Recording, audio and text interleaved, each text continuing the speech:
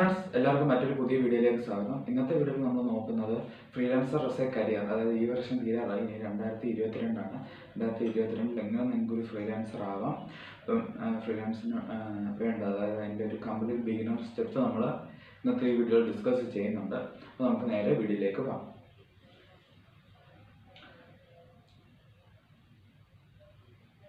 അപ്പോൾ ഇന്ന് ആദ്യം നമുക്ക് ഇന്നത്തെ അജണ്ടാസ് എന്തൊക്കെയാണെന്ന് നോക്കുക. അപ്പോൾ അതിൽ ഇൻട്രൊഡക്ഷൻ വരുന്നുണ്ട്, ടൈപ്സ് ഓഫ് ഫ്രീലാൻസേഴ്സ് ഉണ്ട്, പിന്നെ ഡിഫറെൻറ്റ് ഫ്രീലാൻസ് ജോബുകളുണ്ട്, പിന്നെ നമുക്ക് എങ്ങനെ ക്ലയൻസിനെ കണ്ടുപിടിക്കാം, പിന്നെ ഹൗ ടു സ്റ്റാർട്ട് ഫ്രീലാൻസിങ്. ഇത്തരം കാര്യങ്ങളാണ് നമുക്ക് ഇന്നത്തെ അജണ്ടയിലുള്ളത്. പിന്നെ എന്തെങ്കിലും ഡൗട്ട് ഉണ്ടെങ്കിൽ നിങ്ങൾ ഈ ഒരു വീഡിയോ പ്രീമിയർ ആയിരിക്കും വരുന്നത്. ഇപ്പോൾ പ്രീമിയർ ആവുന്ന സമയത്ത് നിങ്ങൾക്ക് എന്തെങ്കിലും ഉണ്ടെങ്കിൽ ലൈവ് ചാറ്റ് ഡിസ്കസ് ചെയ്യാം. അതല്ലെന്നുണ്ടെങ്കിൽ നിങ്ങൾക്ക് കമൻറ്റ് ബോക്സിൽ ചാറ്റ് ചെയ്യാം. ഓക്കെ, അപ്പോൾ ഇൻട്രൊഡക്ഷൻ ടു ഫ്രീലാൻസർ.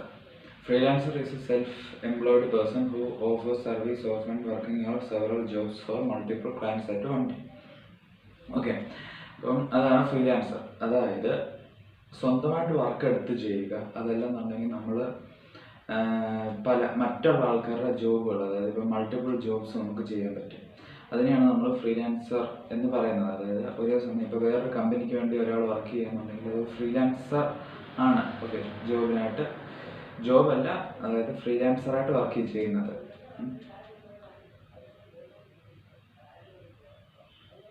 ഇനി നെക്സ്റ്റ് എന്ന് പറഞ്ഞാൽ ടൈപ്സ് ഓഫ് ഫ്രീലാൻസിങ് ആണ്. അപ്പോൾ അതിനകത്ത് ഇൻഡിപെൻഡൻറ്റ് കോൺട്രാക്ടർ ഉണ്ട്, അതായത് ഒരാൾ മാത്രം ഒരു കോൺട്രാക്ട് പിടിച്ച ആൾ തന്നെ വർക്ക് ചെയ്യുന്നതിനാണ് ഇൻഡിപെൻഡൻറ്റ് കോൺട്രാക്ടർ. പിന്നെ മൂൺലൈറ്റ്, അതായത് നൈറ്റ് ഫ്രീലാൻസേഴ്സ്, അതായത് പേര് കേൾക്കുമ്പോൾ തന്നെ അറിയാം. അങ്ങനെ ടെമ്പററി വർക്കേഴ്സ്, ഡൈവേഴ്സ്ഡ് വർക്കേഴ്സ്, പിന്നെ ബിസിനസ് ഓണേഴ്സ് എങ്ങനെ ഫ്രീലാൻസർ ആവുമെന്ന് ചോദിച്ചു കഴിഞ്ഞാൽ അവർ സെൽഫ് എംപ്ലോയിഡ് ആണ്. അവർ സ്വന്തമായിട്ടൊരു ബിസിനസ് ഇപ്പോൾ സ്റ്റാർട്ടപ്പ് ബിൽഡ് ചെയ്യണമെങ്കിൽ അവർ സ്വന്തമായിട്ടൊരു ഇന്നോവേഷൻ ഐഡിയ കൊണ്ടുവന്ന് അവർ തന്നെ സെൽഫ് എംപ്ലോയ്മെൻ്റ് ആണ് അവിടെ ചെയ്യുന്നത്.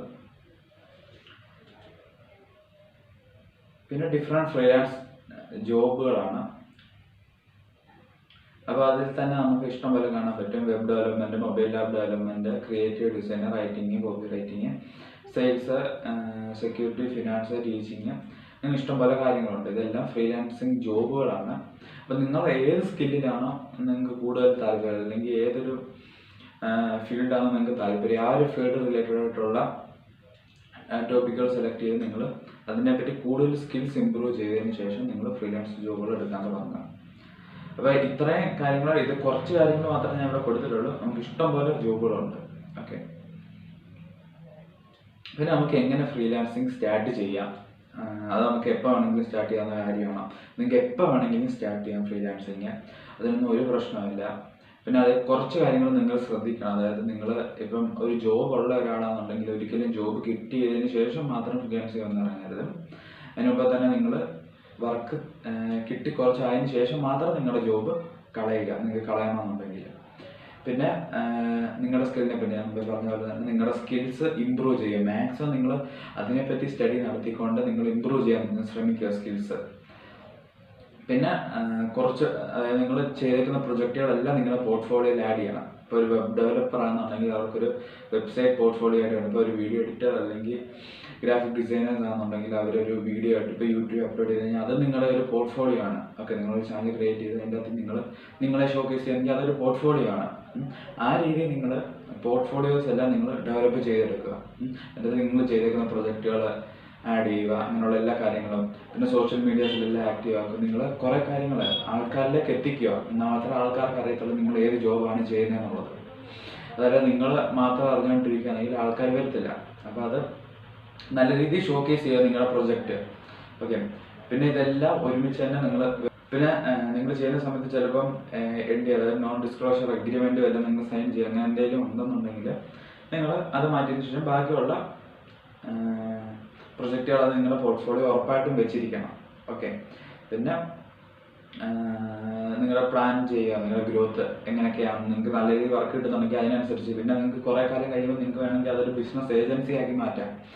കുറച്ച് ഫ്രീലാൻസേഴ്സിനെ ഹയർ ചെയ്ത് കുറച്ച് വർക്കേഴ്സായി നിങ്ങൾക്ക് അത് ബിസിനസ് ആക്കി തന്നെ മാറ്റാം. ഓക്കെ, അങ്ങനെ നിങ്ങൾക്ക് ചെയ്യാൻ പറ്റും. പിന്നെ എവിടുന്ന് നമുക്ക് ക്ലയൻസിനെ കിട്ടും, അതാണ് പല ആൾക്കാരും ചോദിക്കുന്നത്. എന്നോട് ഇഷ്ടം പോലെ ആൾക്കാരും അതൊക്കെ ചോദിക്കുന്നുണ്ട്.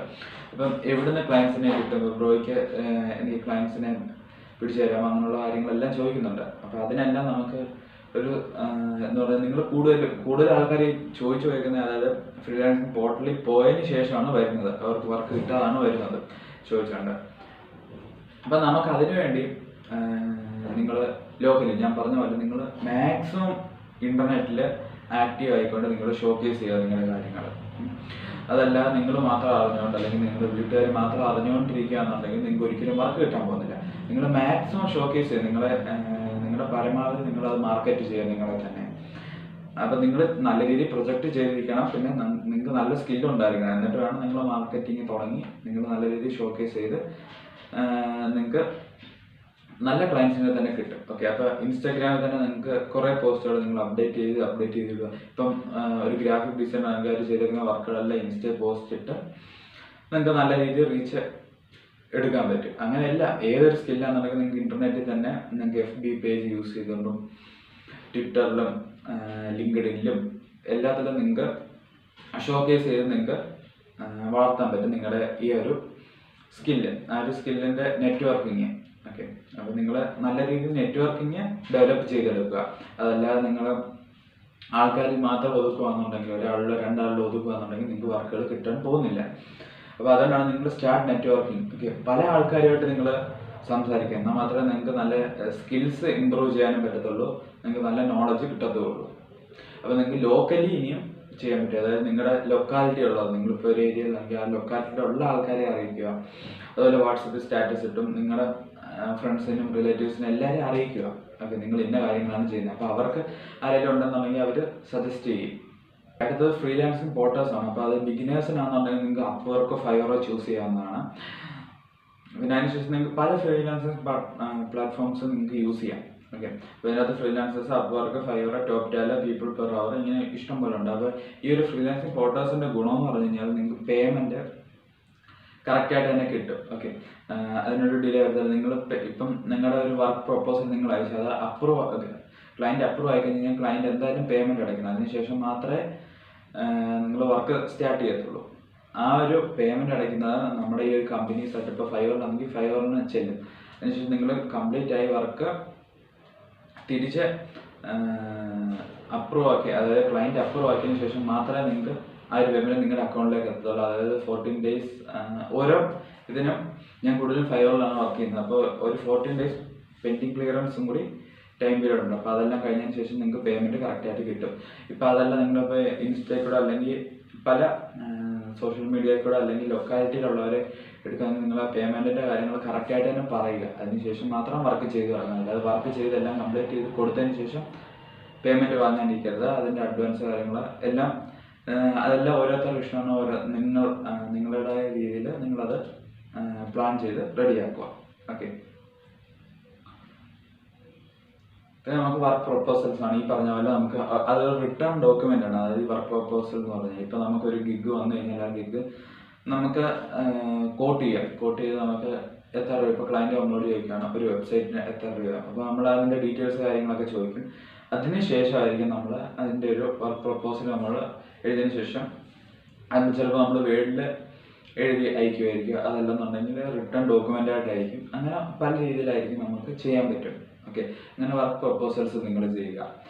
ഇത്രയും കാര്യങ്ങൾ തന്നെയാണ് നിങ്ങൾക്ക് ബിഗിനേഴ്സായിട്ട് ഏറ്റവും കൂടുതൽ ശ്രദ്ധിക്കാനുള്ളത്. ഇപ്പോൾ ഫ്രീലാൻസേഴ്സായിട്ട് ക്ലയൻസിനെ കിട്ടുന്ന കാര്യങ്ങൾ പറഞ്ഞു, അത് എന്തൊക്കെ കാര്യങ്ങൾ നോക്കണമെന്ന് പറഞ്ഞു, സ്കിൽസ് ഇമ്പ്രൂവ് ചെയ്യണമെന്ന് പറഞ്ഞു. അപ്പോൾ ഈ കാര്യങ്ങളെല്ലാം നിങ്ങൾ ശ്രദ്ധിക്കുക. അപ്പോൾ നമുക്ക് ഫ്രീലാൻസിങ്ങിനെ പറ്റി ഇഷ്ടംപോലെ ടോപ്പിക്കുകളുണ്ട്. അപ്പോൾ അതെല്ലാം നമ്മൾ ഉടനെ വരും ദിവസങ്ങളിൽ വീഡിയോ ആയിട്ട് ചെയ്യുന്നതായിരിക്കും. അപ്പം ഈ ചാനൽ ഇതുവരെ സബ്സ്ക്രൈബ് ചെയ്തിട്ടില്ലെങ്കിൽ സബ്സ്ക്രൈബ് ചെയ്യുക. തൊട്ടടുത്ത് കാണുന്ന ബെൽ ബട്ടണും കൂടി എനേബിൾ ചെയ്യുക. അപ്പോൾ ഫ്രണ്ട്സ്, വീഡിയോ ഇഷ്ടപ്പെട്ടിട്ടുണ്ടെങ്കിൽ ലൈക്ക് ചെയ്യുക. വീഡിയോയെക്കുറിച്ചുള്ള അഭിപ്രായങ്ങൾ വീഡിയോയ്ക്ക് താഴെ കമൻറ്റ് ചെയ്യുക. ഇതുപോലത്തെ കൂടുതൽ വീഡിയോസ് ലഭിക്കാനായി ചാനൽ സബ്സ്ക്രൈബ് ചെയ്യുക. അപ്പോൾ നമുക്ക് മറ്റൊരു പുതിയ വീഡിയോ ആയിട്ട് കാണുന്നവരെല്ലാവർക്കും ബൈ.